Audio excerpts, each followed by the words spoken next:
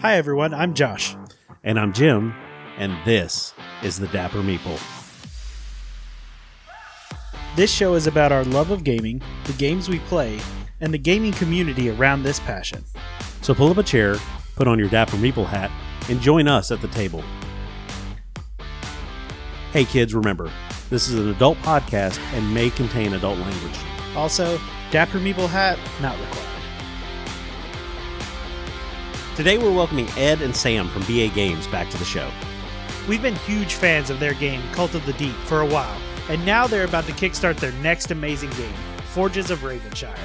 We'll talk about lessons learned, why they make games, and dive into some real questions like, is it okay to deliver pizzas in a dungeon? So pull up a chair and enjoy a great conversation with a couple of great guys. Oh, and us. On this episode of the Dapper Meeple.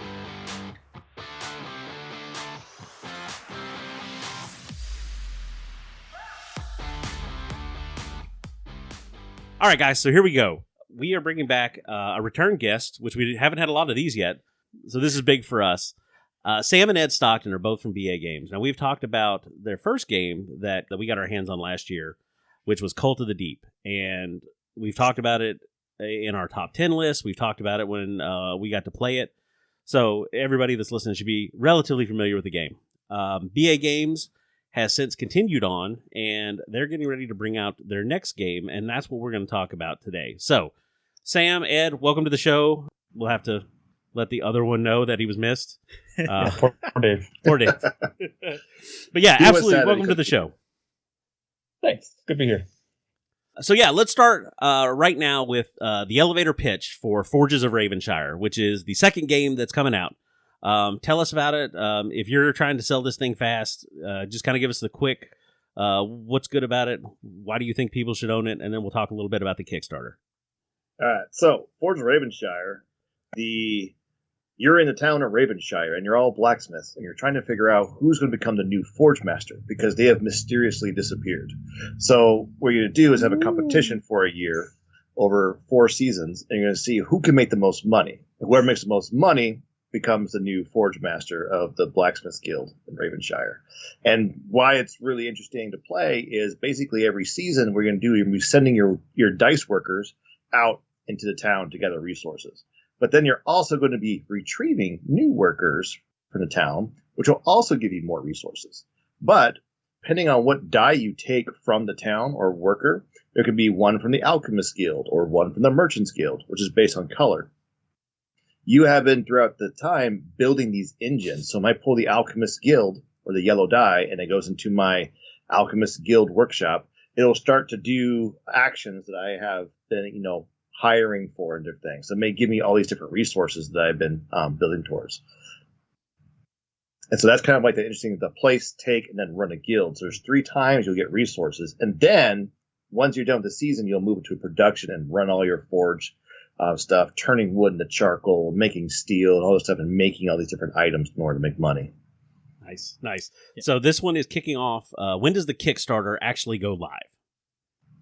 The official Kickstarter is April 18th. Until then, where are some places that people can find it, maybe to try it beforehand? Okay, so we have 2 places. We have Tabletop Simulator. So there's a TTS mod there available. You guys can download it, play it in a workshop, whatever. Also, by the time this episode airs, I believe which is soon, it should also be on Sovereignty, Sovranti. Yes. So, and that's a platform that is only really been making waves here in the last year or so.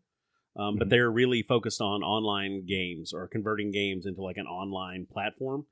If you haven't checked them out, we'll put a link in on the show notes as well. They do have a lot of stuff for you to go play. It looks like it was really well ran. I think they were at PAX as well. Yes. PAX Unplugged. Yep. Yeah, they're at PAX Unplugged. You'll see them at Gen Con. They're hitting a lot of the bigger cons and things like that. Their platform is really nice because you can actually pull it up on your phone. So if you've got a phone, you can play the apps on your phone. It also, it's also browser based. I think you install it, but it's pretty much running out of your browser. And the nice thing is, Tabletop Simulator is great. I like Tabletop Simulator for a lot of games, but it doesn't enforce the rules. Whereas in Sovereignty, it will enforce the rules. You can't do something illegal because it's not a physics engine. It's just click the buttons to move pieces and do the things, which is nice for games like Forges of Ravenshire and things like that, because you can't break the rules. The rules are there. Yeah, I've actually played with or played around with that platform a little bit because we follow their Instagram page. Yeah. So there were a couple things that popped up on there that I was like, oh, that looks really nice. I'm gonna check that out. I do love Tabletop Simulator, but I agree it can be a little fiddly at times too. Yes. Especially since you have to usually do like everything. So, but still, absolutely great places. Definitely check that out. One of the things that I know we've actually talked about Forges of Ravenshire a little bit when we did our PAX Unplugged kind of wrap up show, because we talked about our fantastic defeat that we had. We went down swinging, baby. I think that's what's important. But yeah, we talked a lot about a lot of things that we liked about it. Obviously, there have been more stuff added since we played even at PAX, so definitely fantastic to see more of that and check it out on the Kickstarter. But we want to talk about obviously your first game, Cult of the Deep. Everything is now kind of gone through. It's been out a little while. You've gotten it in a lot more people's hands. What are some of the things that you guys learned after that Kickstarter and kind of the aftermath from it? Quite a bit. The aftermath of Cult of the Deep was interesting. One with timing, because right when we were manufacturing and delivering and doing all that stuff, you had the crazy shipping thing going on in the tabletop world, where a shipping container is only like this, and then look, it is now 5 to 8 times the price. That was in the middle of that. Learned a lot about. Sam could probably talk, since he dealt a lot with the graphic design after the Kickstarter closes, with files, how that operates, getting the files prepped, double checking how just the basic logistics and point A to point B to point C to get everything done and completed. There's a lot of checklist items that you're like, oh, that can't be that hard. And then you're like, it's really not hard, but it is definitely more tedious, things like that. I would definitely say the process, it's important to front load as much as you can before Kickstarter, I think. I think Cult of the Deep came out very well. Yeah. I think, but I wish we would have been able to push it out sooner. But there's just, files that go to the manufacturer, like, no, this isn't quite right. Like, okay, well, let's fix it. Or they produce it and be like, no, that's not good enough quality. It needs to be this level. Right. So there's a lot of things that, looking back on it, I wish we would have front loaded a little more of that before the Kickstarter.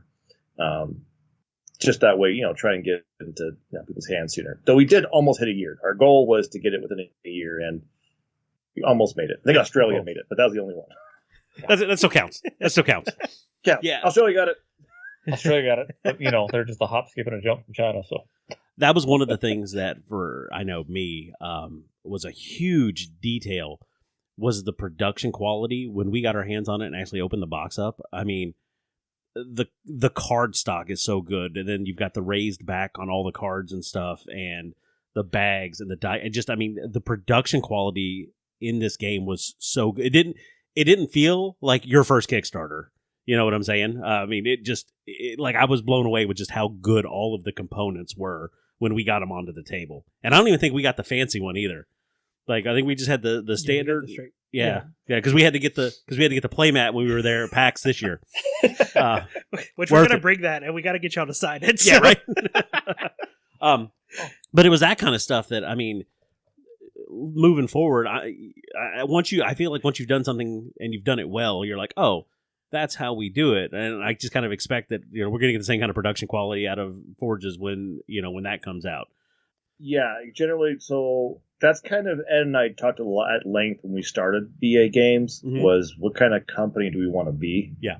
And we've been approached by different people about, hey, we'll do Cult, but I want you to make it cheaper. And we're like, it's like, that's the question. And it's tempting, Someone says, hey, we'll make a bunch of your game, just I want you to drop it down. And it's like, but part of what makes Cult, in my opinion, is like you said, it's that presence, it's that quality. And so that's something that I think we value quite a bit. Yeah, and that shows. That shows with Cult of the Deep. We've pulled it out and played it here at the house several times with different people in and stuff. And that's one of the things that they're like, wow, this is a really nice game. And I'm like, yeah, stop bending the cards. What's wrong with you? Slap their hands. Yeah, right. Bad. I'm going to get one of those little cattle prods just to keep at the table to get people. Messing up my games, jerk. But yeah, Cult of the Deep, like I said, in the seats. yeah, there you go. That's the way to go. They just have the buttons like Dr. Evil at the head of the table. As if we need to put any more gizmos on our table. I know. Like, let's be honest. Hey, now we have ideas for our table 2.0. I love the idea of these buttons. You're like, seat 4? Yeah, So awesome. It needs to happen so bad. that's it. That's canon for table 2.0. Oh, Jesus. And what you do is you put the buttons underneath the table so no one knows. Yeah, right. Oh man! that's And so better. you just got to memorize positions, man. You just hit that button. Oop, what's that? Easy. We'll just count inside to outside. You're good. You're good. I already And thought it it worked. works for RPGs too. Oh, So yeah. Make sure the GM sits at the front and they can just like. We'll have to. The table that we built has what we call the DM cockpit. So at one end of it, I've got all my like cords and cables and everything. So yeah, we could fit it in. Absolutely easy. That's an easy one. Next thing you know, playing an RPG at our table is going to be like when you go to those shows at the theme parks where you get like, the air blows on your legs when like the spiders run across them and the water shoots in your face when you go through the That's like 4D. waterfalls. 4D or 5D or whatever they call it. That's awesome.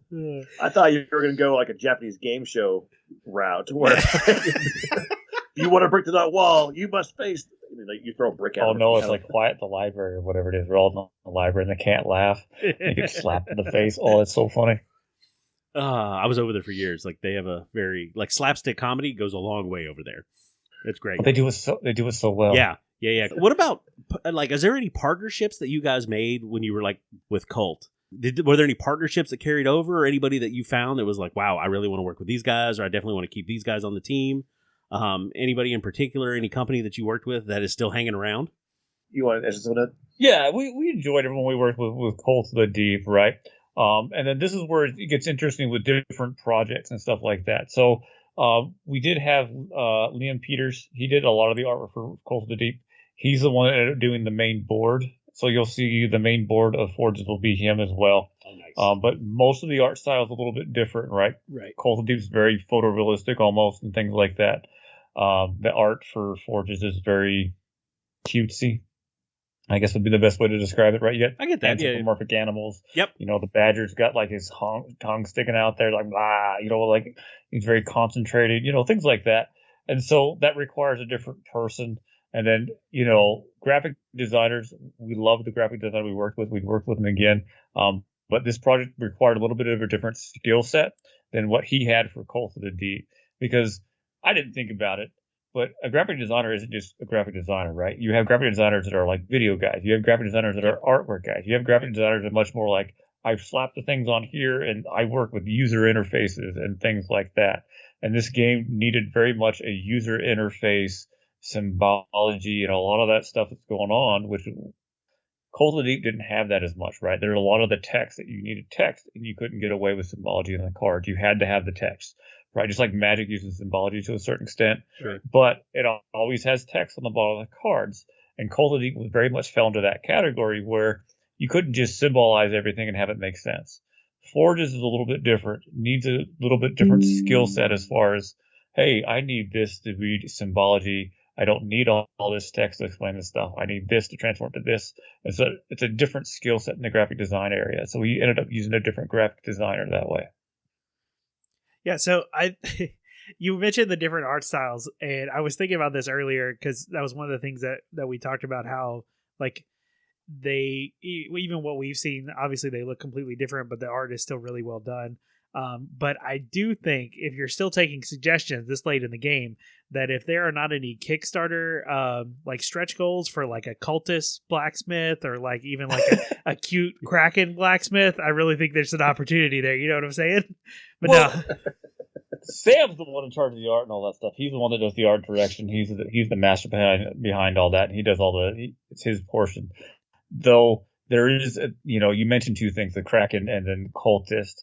If you look at the main board, you may or may not see two of those things that are interesting. A little callback to Cult of the Deep. Nice.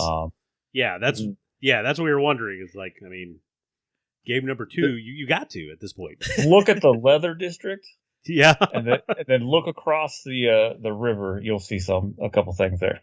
Nice. Yeah, and there may or may not be a certain dagger and sword from Cult in the game as well.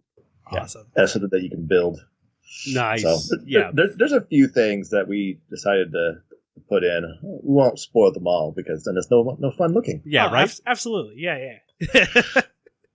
But we definitely wanted to harken back to some cool things. And that's the thing that was nice is because we had Liam Peters do the main board. Right. So it's like, Liam, we want to do some things from Colt. He's like, I got you. Nice. so he started adding all this different stuff. And I'm like, where did this idea come from? He's like, I thought it was great. I'm like, you're right. It is great. So Liam just kind of ran with it. And so it was pretty good. Yeah, and then the character artwork was Andrea Radic, and she's super awesome. She does Magic the Gathering. So if you see some of these cute Magic cards and a few other things, that's what Andrea Radic did. And she did amazing artwork for the 4 characters, right? With the Pine Marten and the Badger, the Raven, and the Rabbit and Raccoon, right? It's just gorgeous artwork, and she has a certain style it's phenomenal, and it's just awesome artwork. Yeah, the stuff that we've seen so far, there's been some postings and stuff. What little we've seen looked really good. Like I know the one we played was still prototype. Is that fair? Yeah. They're on 3D printed boards with glue sticked paper. Yeah. Hey, you make it work however you make it work. Hey, it was a quality Elmer's glue paper. That's what we used, right? With Xerox A3250. Yeah, it worked. Well, like I said, we sat down and played this at PAX, and I mean, we played a full game. So we were there for like an hour and some change and stuff, which was great. The original intention was to do a demo with you guys. Yeah. You guys are like, nah, we're just going to keep playing. I'm like, all right, cool. Here's what we're doing. We were looking at you, Sam. You just seemed like you were into it. We were like, yeah, let's just keep going. Sam will tell us when he needs to go do something else. So, yeah, don't mind us. We've never worked a booth. We don't know what we're doing. I might have indulged a bit there and just like, I want to play a game with friends. That's what there you go. Hey, PAX was crazy on a good day. I can only imagine working those booths, and like at some point you just got to go. I got to take a break. I'm gonna take a break. Yeah, no judgment here. So, who's made your dice for this game? Who's making them? Yeah, was somebody? I thought there were. I feel like there was a discussion about somebody making fancy dice. We will have fancy dice again. So if you look at Cult of the Deep, we did the fancy dice with Dawnbreaker, right? Yeah. Dawnbreaker dice. They have gorgeous handmade dice. They do. 2 ladies out of Kansas and Texas. Yes. So super awesome ladies. We worked with them with Cult of the Deep. So we will be having a similar pledge level with Dawnbreaker dice for Forge of the Ravenshire. So we're going to offer more pledges because we were only able to offer four of those pledges with Cult of the Deep. Yeah. Because of there was a set of dice for each character, right? And there's 9 different characters, and you ended up being like 50-something dice. It was a lot of dice. Yeah. So Forges is only going to have about 20 dice. So we like dice. But, I'm with you. We're right there. Because there's less dice, we'll be able to offer more of that pledge level where it's like, hey, you get these dice, and all you got to do is go to Dawnbreaker Dice, look at their Facebook page, go to their store. They open once a month, and they sell out usually within the first couple hours of the day. All their dice are gone. They make absolutely gorgeous dice. Yeah, I'm pretty sure I think I'm following them on Facebook. Because they pop up every now and then. Me and the girlfriend, she's always looking over my shoulder, like, ooh. I was like, yep. Yeah, this is how it starts. That's actually another partner that we really enjoyed with Cult of the Deep was Dawnbreaker. Yeah, we really enjoyed working with them. So, and just looking at all the shinies and all the lovely dice, it's just I love their feed. I just like. If I'm feeling a little sad or want to spend money, I just kind of go over and be like, ooh, look at this. Yeah. I bought a set for my wife for Christmas last year. She got a nice set of like these clear with blood drop looking blood red dice because the wife's the blood mage. And so she's just, it's like, oh, they're so pretty. Right. It's so good when you could buy somebody dice too to fit their character. So that's awesome. been a kind of a go-to Christmas for like our D&D gaming group. So it's like, what characters are we playing now? And then one guy just keeps getting the same one that had like little daggers in it because no matter what character he plays, he's playing his original character just in a different skin. So I just it never changes. It never changes. Guy. So yeah, it's a totally different character, guys. Does he have a dagger? Yes. Does he have it? Yes. He likes to stab people. Is he dark and brooding in the corner until somebody starts talking and then he cuts them off? Yeah. Okay. Same character. Yeah, but he has red hair this time and wears red clothes instead of black. And he's from a different part of the world. Right. Yeah. He's a half elf instead of a real elf. Yeah. So let's talk about, so what was the inspiration for this? Because this game is very different from Cult of the Deep. Cult of Deep was that social deduction. There was the rolling mechanic, that Yahtzee mechanic that I really liked. And you're trying to figure out who people are and what their intentions are based on the actions that they roll up and play, right? Where Forges of Ravenshire is not. I mean, now we're talking, like you said, worker placement, worker taker.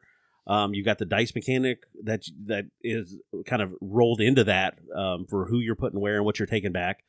So where did the inspiration to go a whole nother like direction? Because I know we talked before, and you guys were like, "Yeah, we're going to do something different," and this definitely was. So I mean, and done well. You wouldn't expect it from the same company. You're like, wait, what? Yeah. So we're branching out on number 2. I'm with it. Like giant kraken, evil brooding, murder each other, happy-go-lucky friend time. Yeah, exactly. All of their cute little animals. Stab your friend with sharp objects time. Yeah. So it's kind of funny because actually, Forges of Ravenshire started off as a Viking game. Okay. When I first did an original design, because I really like a lot of designers when they start designing things, they usually take whatever's around them at the time, or like they're very, I think they're very influenced by what they're doing. So a lot of designers are influenced by games they play, or TV shows they're watching or whatever, which is an important as a designer then to make sure you have new experiences. But so Forge and Fire was, I religiously watched that show. Nice. Which is great. I've been playing Raiders of the North Sea. Yep. Which is great. Yep. I also been playing like Dwellings of Eldervale from Luke Laurie. And so I've been playing a number of these games. I'm like, and then I was really into, I liked history. And so have you ever heard of like the Ulfbert sword? Yes. The ones they're still trying to figure out how they forge that.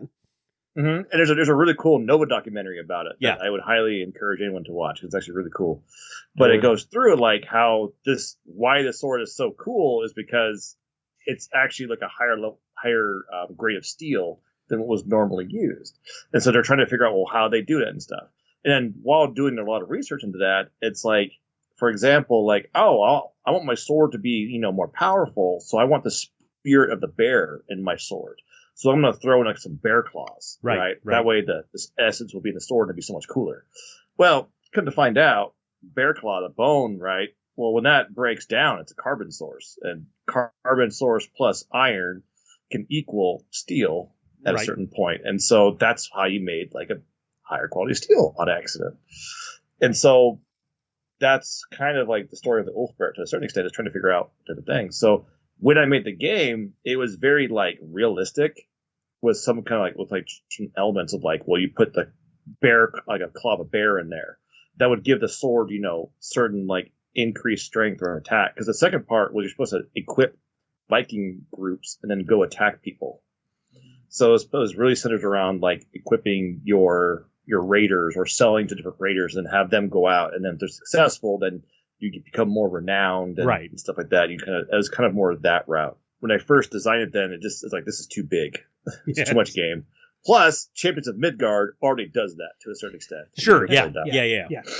So it's like, no, we can't do that. So we focus on the forging aspect. Like, we'll do a forging game because there hasn't been that many of those recently.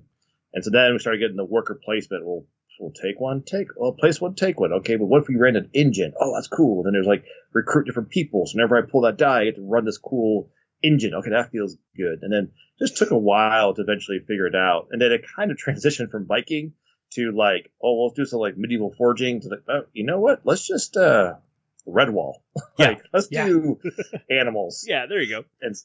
And so that kind of really triggered it up, because it's less of a combat game and more of like a Euro worker placement, it is build your engine kind of game. Yeah. And so they're like, well, you put an angry Viking guy with blood on the front, that's not going to be for everyone to play that game. But if you made it a little more accessible, then it's going to, I think, better fit into the marketplace. I can see that. And from when we played it, I've talked many times about how I'll take my Ameritrash games.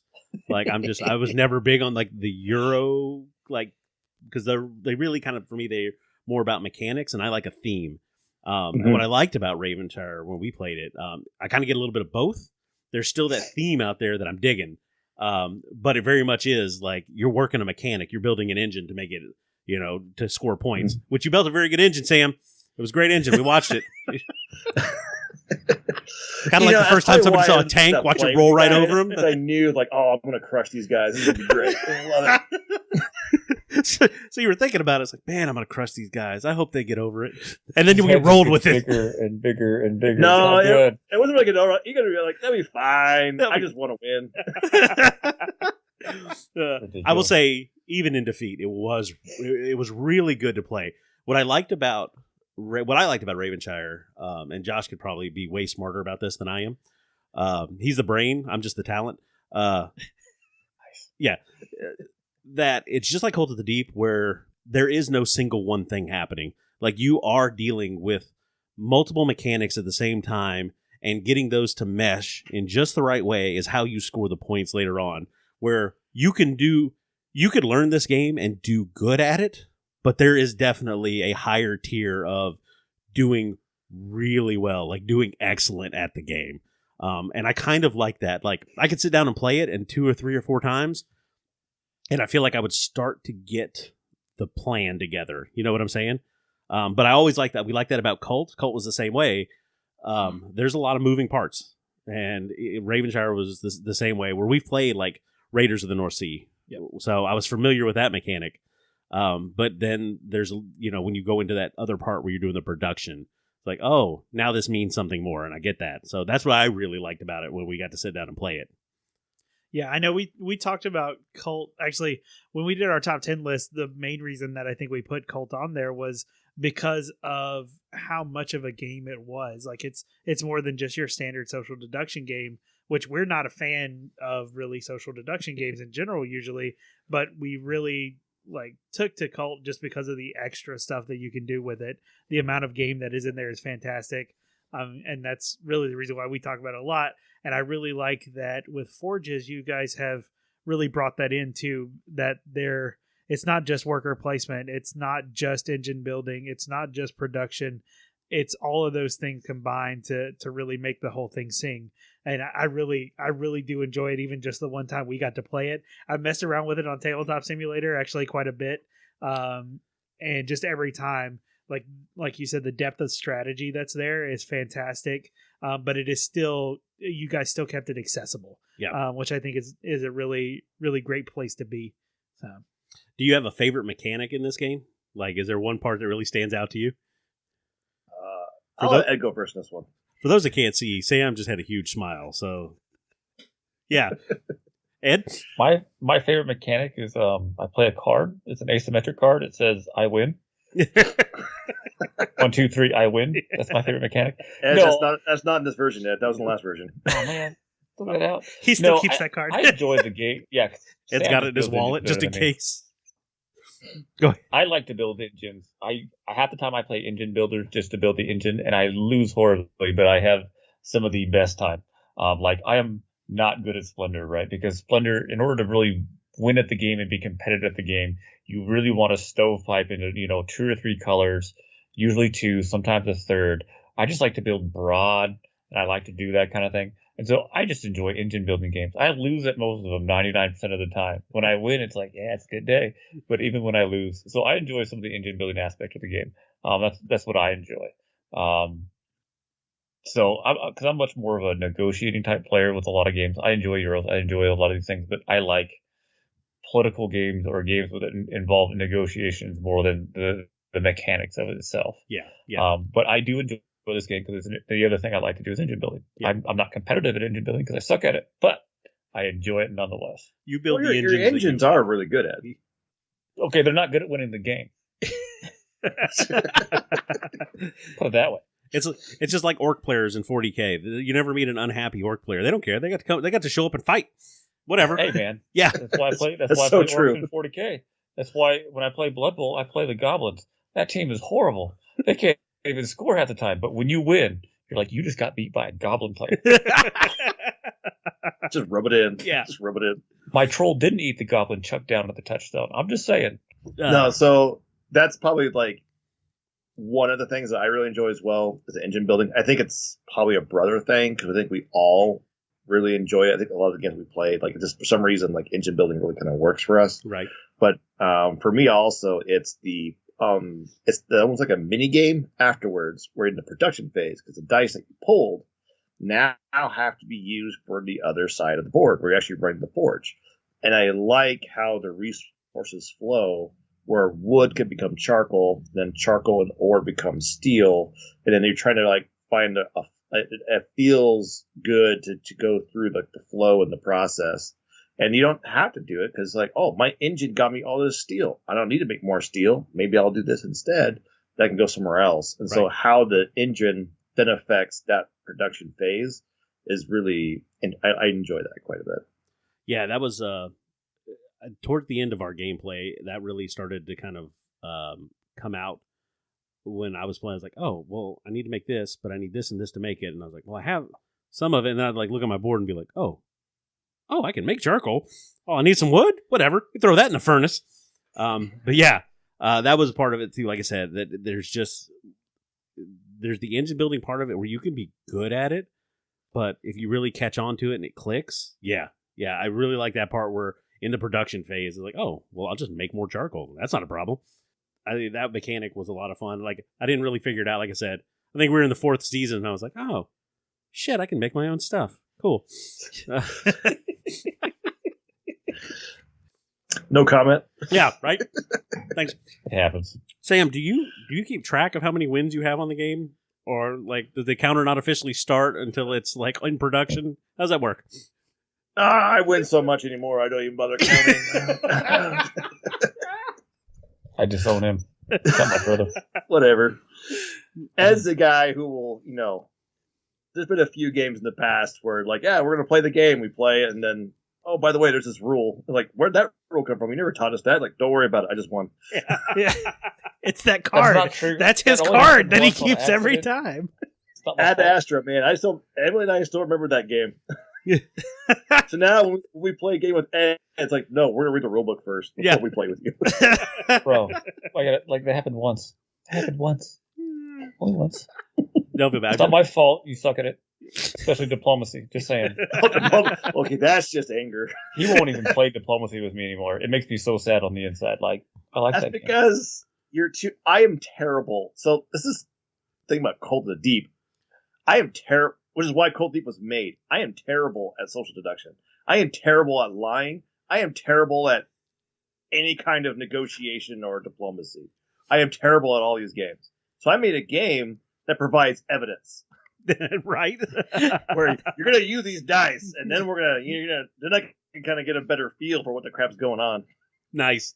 I'm sure there's a lot of like neurodivergent people that we have listening going, oh, got it.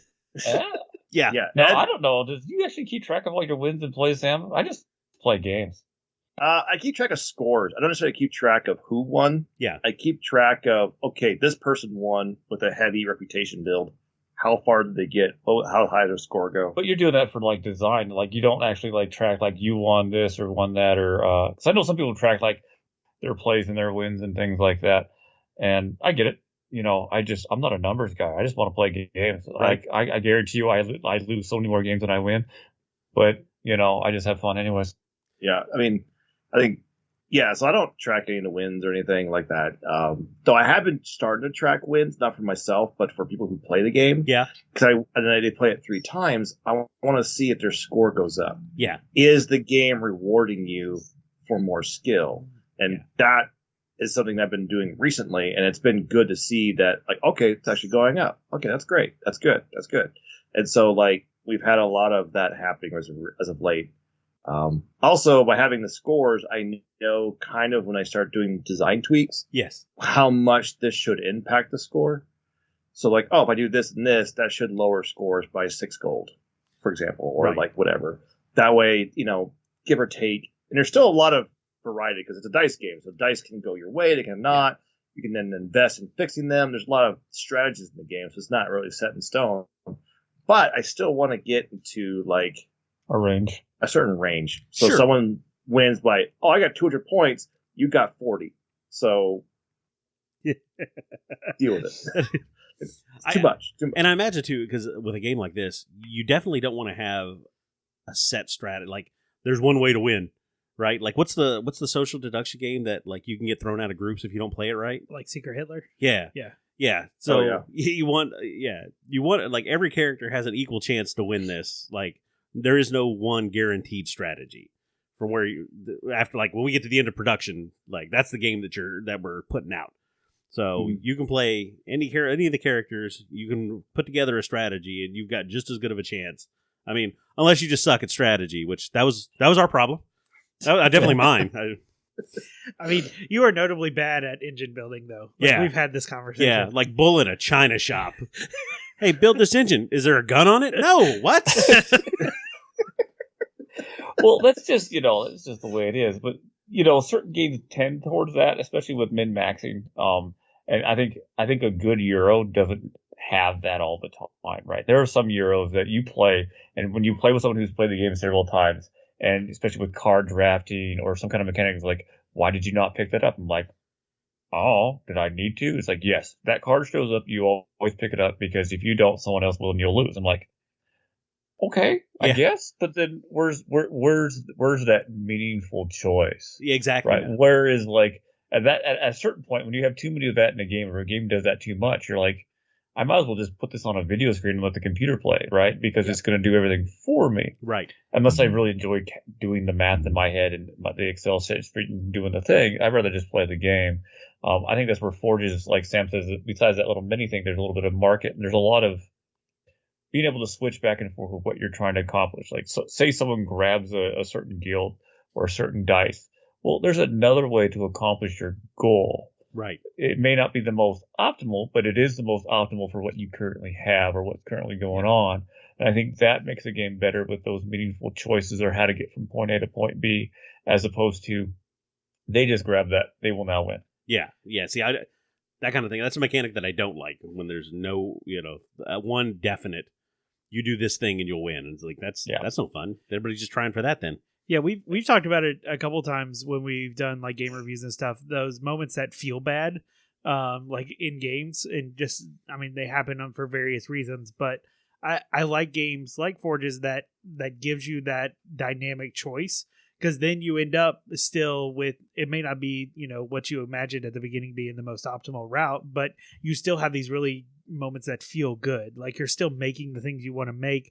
You're still finding shortcuts and things like that are just like, at the end of the thing, you, like you said, you have an engine that it does something. It may not always be the best thing, but it still does something. And I think that really goes a long way to making a game feel good. Yeah. I think Forges is literally what I call it, the pellet feeder. Like what it is you hit the button and like something good comes out. And like, ooh, that felt good. Yeah. And do it again. You can do it again. You can do it again. And that's basically Forges in a nutshell. Because like whenever you place a die, you're like, ooh, I'd play something optimal. Oh, I'm gonna take a die. Oh, I run this engine. Oh man, that number works over here. Oh, I built the contract. And so the idea is like you keep getting these like little positive like reinforcements happening. And so you're like, ooh, that's great. Yeah, so that's kind of Yeah, it's interesting comment you made about like feels bad, right? Like this is where I'm probably divergent with some people. Like, I don't necessarily think a game shouldn't ever make you feel bad.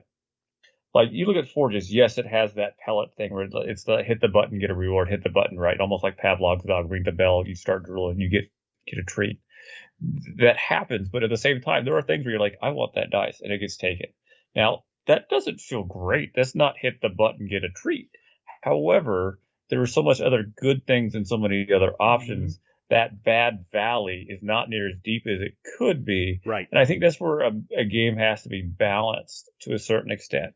You have to be able to have something negative or something not optimal happen, but you have to do it in a way where it doesn't feel so bad that you don't want to ever play again. Exactly. Yeah, that's a huge that's a huge bonus.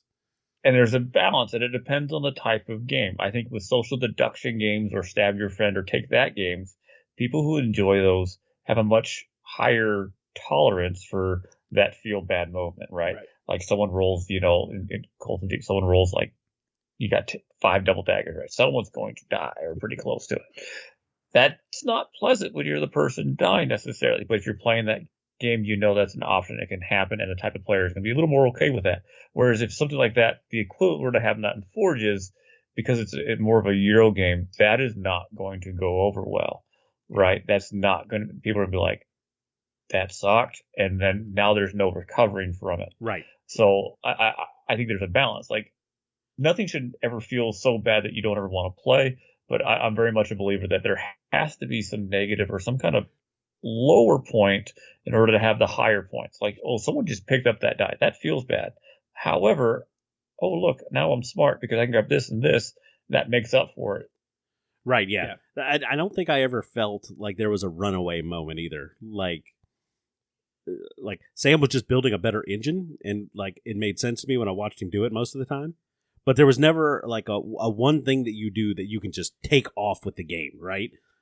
There was always I felt like I always had an option.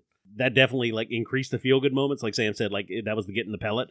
Like, yeah, you took my dice. What's this one do? All right, and be able to pull something else. Yeah, So- you can pull something else. I think Ed hit it on the head is in the game, we want to empower players to feel smart. Yeah. We want them to figure out, because you want, like Ed's right, like you can't just have this constant positive happening. Mm-hmm. You need to have something that challenges the player so that they can work for it, right? If you literally, if you don't have them push the button at all and just pellets just keep coming down, they start being like, nah, I don't want the pellet anymore. But if you make them like, jump over a hoop and then do it, like whatever, like you would provide them with like challenges, and then when they do it, they're like, wow, I did great. And that's what you need to do. And I think in a lot of games is there needs to be moments where the player feels like I did something cool. Right. Yeah. And so that's what you want to do. And so you constantly, so in Forges, is you're constantly kind of wrestling for position in terms of like what dice you're going to pick, which you're going to get. And there's different ways to kind of plan it out depending on your strategy. And that's where we try to get different strategies to win, for example. So like we've had people, which has been nice to see in the tracker, on like what strategies are doing well. Like we have the reputation where I build only like 4 or 5 pieces, but like I am mithril, super awesome, amazing, legendary items. Where we've had someone who's like, I just mass produced 10 contracts. I don't even care. Yeah. Like I just gonna just pound these babies out, and it's like they also won a game. And so it's like you're starting to see like different ways of playing the game, or even hybrid approaches. We've had more alchemist focus and merchant focuses, and they're winning games. And the answer is that's good. Yes. Yeah. It's kind of like the hero's journey. Like if they never get challenged, they don't get to go all the way around. Yeah, I get that. They'll never be a hero. Right. Exactly. So this is game number 2. Have you already started thinking number 3? Like, what's the future for BA games from here? We have a game we're working on that's even different than the other two. Yes, that's what I want to hear, Sam. I'm here for it. It's a lot simpler. The code name Alchemist. We're not sure if it'll make it yet. Like I tell you guys are friends, and we wouldn't mind talking about it. Like because as a publisher, you're always working on games. Sure, you have to. Yeah. That was one thing is we were so new to Cult that we finished Cult, and we went all the way through the process before we started designing again. Yeah. Just because we wanted to make sure everything went well, that we knew what we were doing, and I think that worked out. I think that was the good decision then. Yeah. Now though, we're a little more comfortable. We need to be able to start multitasking a little more into another game. Got it. Yeah. That way, when Forge is getting complete, now we're already ahead on the next one. Nice. And so, can't talk too much about it. No. Totally understand. There's also a couple other things in the work. Sam's got a couple of ideas for some things. I am personally pitching. Is it wrong to pick up pizza in a dungeon? Yes. I think it should be a pizza delivery game with all kinds of anime tropes, and your whole point is you're running a guild to deliver pizza down deep into the dungeon. That is my pitch to Sam. I think it would be the greatest game ever. Obviously, it's a little tongue-in-cheek if you watch anime. Yeah, I'm with you. Is it wrong to pick up girls in the dungeon? I think it'd be hilarious. And you call it, is it wrong to pick up pizza in the dungeon or something like that? It would make me so happy. Sam, I absolutely love this idea. I just want to... We want to put our Dapper Meeple stamp of approval on this right now. Oh, no. Right? Because, there's so many things you could do with it. God, yeah. And it wouldn't have to take itself too seriously, and it could be an absolute blast. I'm a little worried, because if he actually builds a following, we might have to actually do this thing. Yeah, I'm just saying. This is my pitch. Yeah, I mean, if you're looking for a small box game, I'm just saying, I think this has potential here. huge potential. Like the Right? crossover audience is amazing. You get your anime kids in there. You get your D&D kids in there. We all love pizza. You could do, right? Oh, you could do, like, you could do all the dungeon things. You could make call outs to all kinds of things, right? All of the stupid isekais, right? Or isekais or whatever the hell they. I can't speak Japanese. I'm horrible at languages, right? But you could make all kinds of call outs to like all kinds of that ridiculousness, and it would make me happy on the inside. I just want to see a pizza mimic. No, go ahead. No, carry on. If we do this game, the box will be a fancy pizza box. Oh, absolutely. It has to. Yeah. It absolutely has to. It'll be thicker. It'll look like a board game. Yeah. But when you open it, you're going to have to like lift it. Pull the and it's gonna tab. Open up like a pizza box. Oh, Yeah. that's so great. That's the only way You need to make sure you do that game. You need to make sure you give yourself too. Like once it's all packed in, you just need like a good like inch in there so you can put one of those little plastic tables in too. Yeah. Yeah. Find a way to work that into the game, Sam. Start taking notes. I already have some ideas for it. The thing is that I'm struggling with is I don't know if it should be talking about a third or a fourth completely different game. Oh man, it's got to be Dark animal. cult theme, cute animals, Anime silly pizza anime. runners. It's like Yeah. But the anime, you could do you'd have like a faction that's all dark and cult like, and you could totally make some of the call outs to like. Yeah, I don't know what if if you're all a fan your of factions Overlord come or from your something like previous that, right? games? You pull some call outs to called Lord Hines, or whatever instead of Lord Hines. There's all kinds of things you could do. It'd be freaking great. Throw some Tanya the Evil in there. It'd be great. Hey, we're all rooting for like BA Games to be like the next like CMON. So like, yeah, let's do this, baby. yeah, but like Simon is consistent. You could do That's where they went wrong. That's where they went wrong. I'm just saying, and that may not be the next or whatever, right?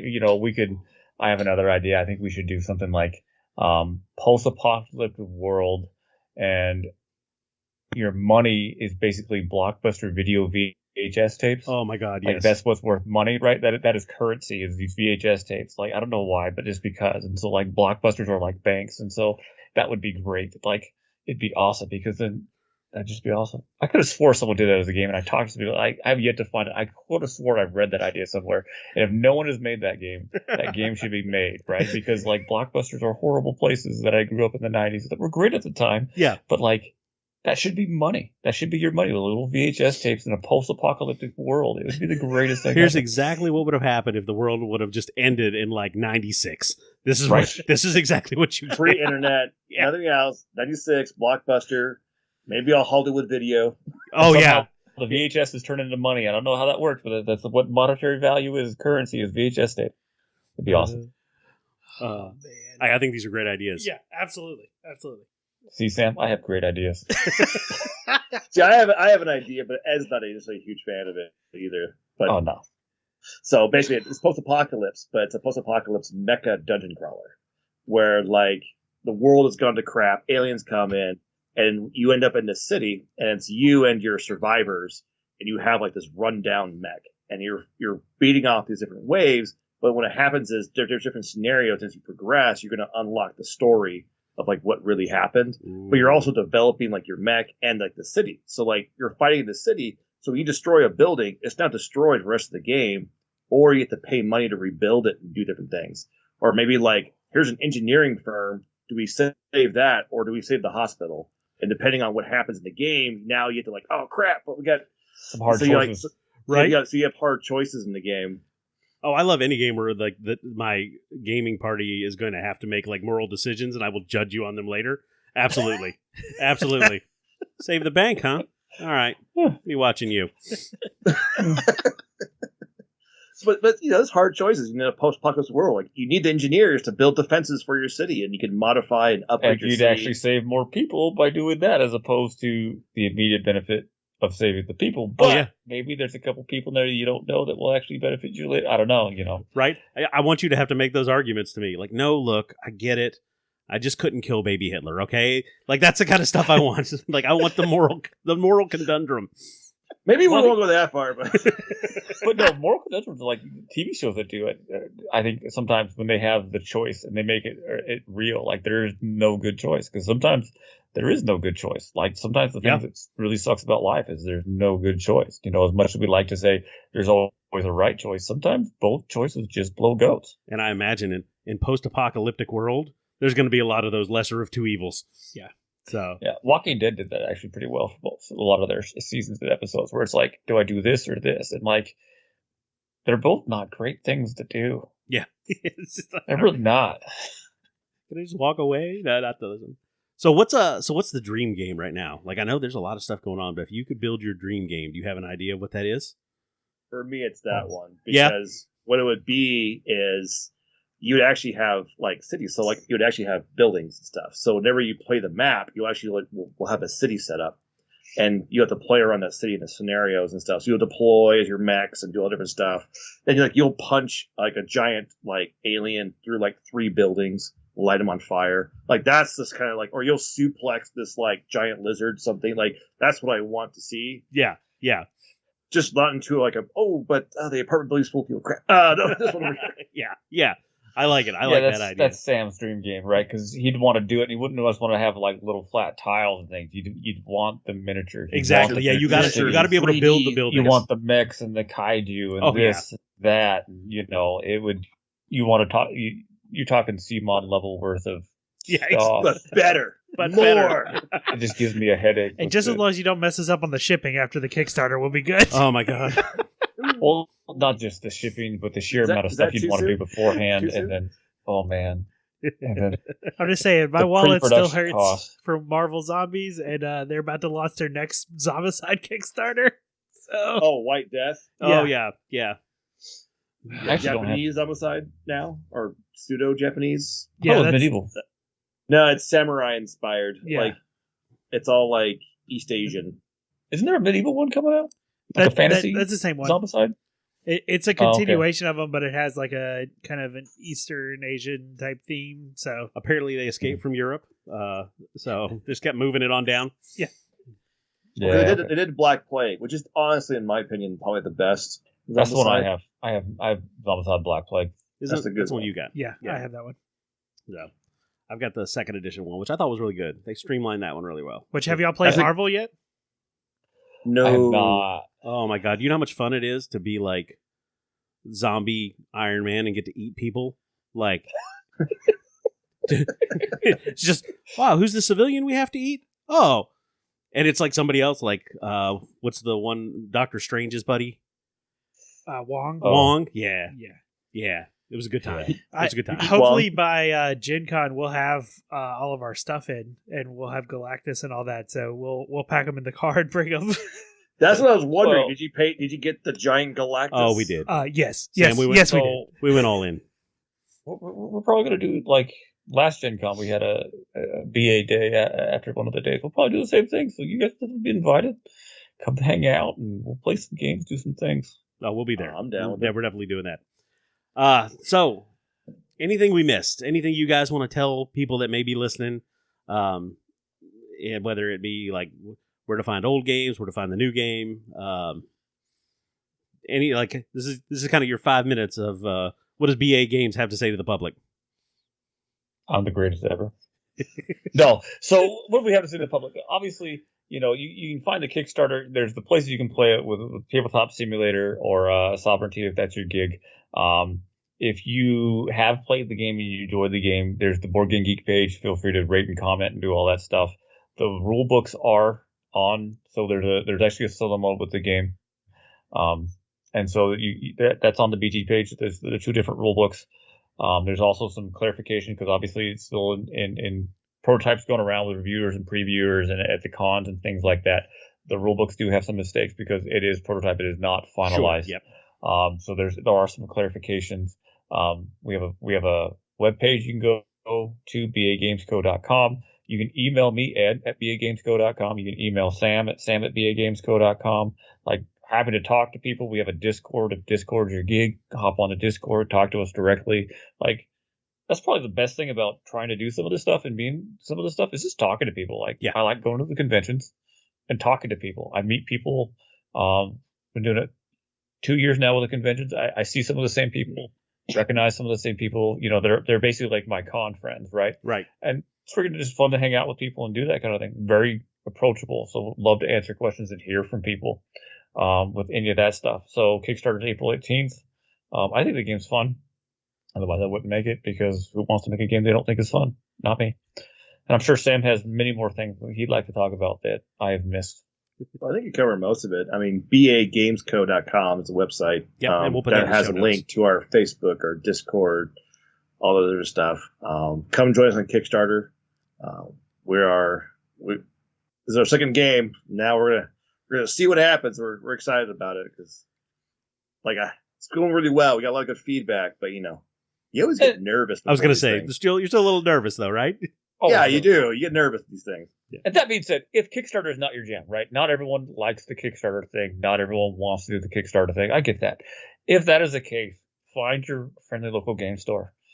Ask the store owner, like, hey, look out for this. Like, hey, talk to have the game store talk to the distributor. Because after the successful Kickstarter, right, we'll start doing the pre-orders through retail stores. The retailers can always contact us directly, or if they just want to contact the distributor directly, right, or the consolidator, whoever they get their games from, contact them and be like, hey, do that kind of thing there, because we try to be retail friendly, and friendly local game stores is where people are usually brought into the hobby besides their friends. And that's, it's an integral part of the hobby, because it provides a place to play. It provides a place to do things and have things. And yeah, we all like to play at home with our friends and things like that. But being involved in that community just brings it to more people and allows more people to play, which is a good thing. So, yeah, just basically get the word out. That's what we need. Got it. So, whatever it is, tell your retailers. Retailers will also, they can also pledge on Kickstarter if they're into it. Yep. Okay. So we'll have a retailer pledge option. And it'll be a very friendly retailer pledge option. We'll get more details when the Kickstarter is here, but it'll be a friendly. It's not going to be pay us tons and tons of money and then get your game a year and a half later. Got it. No. Got it. So Nice. Yeah, we're hyped. We'll be on Origins. Actually, we'll be at Gamma. Tell me what Origins. Yep. Gen Con and PAX Unplugged. Nice. So people can actually come in and see you guys. And I will tell you, like, we met Ed, it was year and a half ago when you were wandering around our neck of the woods. You guys have always been great to talk to. We had a blast at PAX, getting to stop by and see you guys. We even used their booth a couple times. Like, hey, I'm gonna drop a bag here for a few minutes. I'll be back. But they're always lighter at the end. Yeah. That's why we didn't check. We were exhausted. Oh, that's interesting. Hey, I got home with the stuff that I counted. I'm good to go. Yeah, you might want to talk to your brother first. I'm sure it's fine. I probably don't remember all the things I bought at PAX, honestly. So. Yeah, if you're trying, it's one of those things where, like, hey, if you want to get in this hobby and save money, don't talk to us, because we're going to screw that up. That's just the way it is. So, but I just want to say thanks, guys, for coming on and getting to talk with us and getting to talk to us about this new game. We're excited about it too. So you will be seeing updates if you're on our webpage, if you're on our Facebook. Definitely getting the word out when the Kickstarter comes live. Hopefully we bring plenty of people in here and let's get this thing funded and get it back out the door. I would love to see good numbers for you guys hit. Like, nothing but the best for you guys. BA Games, from what from everything that we know, has been awesome. And it has been great just getting to know you guys. So I want to say thank you guys so much for coming on the show again. We miss Dave, but we'll get him eventually. We'll bring a mobile setup to Gen Con, so we'll get him there. Nice. That'd be great, actually. You'll love that. Yeah, he would. Yeah, he would. All right, guys. So keep an eye out. We will be grabbing the Kickstarter when it comes out. And any information you want, we will be able to get it. Or like I said, we'll put up the contact information for BA Games. And you can go straight to the source. Thanks, everyone, for sticking around and listening to our show. If you enjoyed it, let me ask you a favor. Follow us and leave us a like wherever you get your podcast. It really helps us out. And if you have anything to say back to us, you can find us on Instagram and Facebook by searching for The Dapper Meeple. On Twitter, our handle is @TheDapperMeeple, or email us at dappermeeplegaming@gmail.com. And as always, we'll save you a seat at the table.